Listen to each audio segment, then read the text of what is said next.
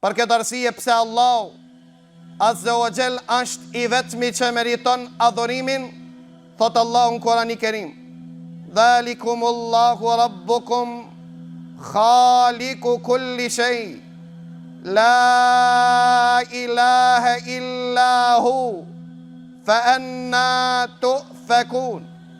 Thot Allahu Azza wa Jall, Allahu është i vetmi krijues, që ka kriju çdo send, pra dhe është i vetmi që meriton adhurimin, fa anna tu'fakun.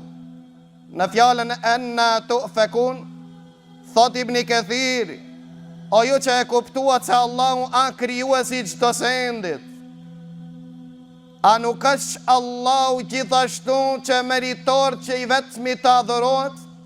Fa anna tu'fakun, fa kejfe ta'budun e gajrah, pra si pe adhuroni diken tjetër pos Allahu, kurse Allahu Azza wa Jall është i vetmi krijues.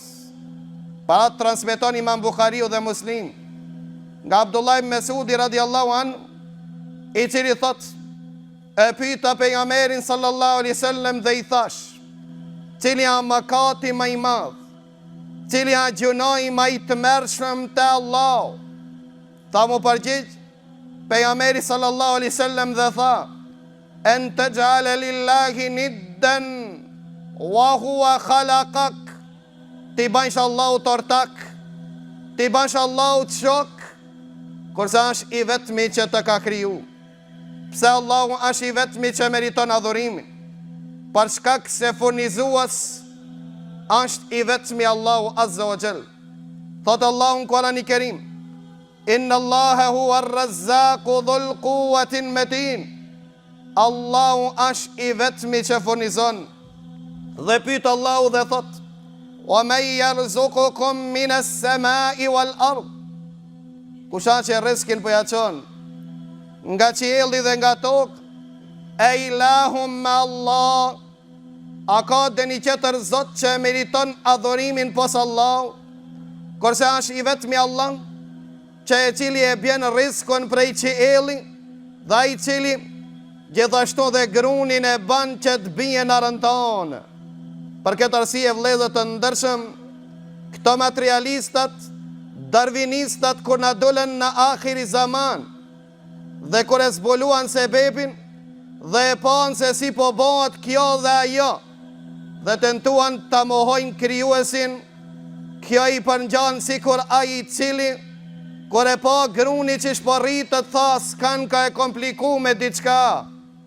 Pra gruri po bika në tokë, po bika po rrit ka po noj ka kalin, dhe pastaj po tha dhe vjelët. Harruan, pasi që i zbuluan sebebat, tanë pasi shiu të bere prej qielli, dhe dili dale në qiell të nxehë tokën, bin gruni dhe rritët, dhe bat buka dhe qohet mulli.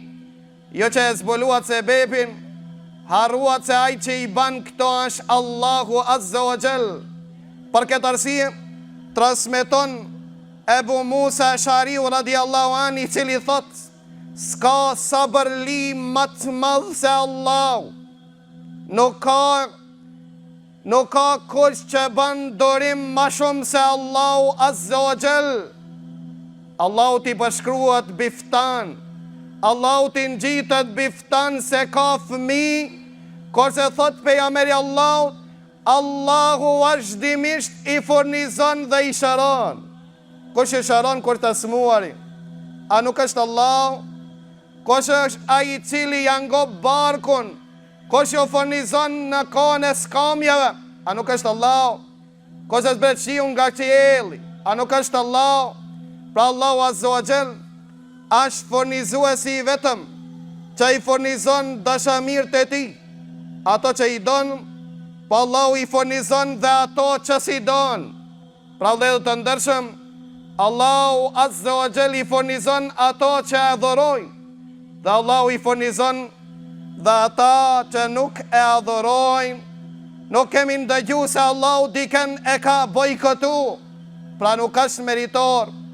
Allahu Azza wa Jall që i vetmi të adhurohet,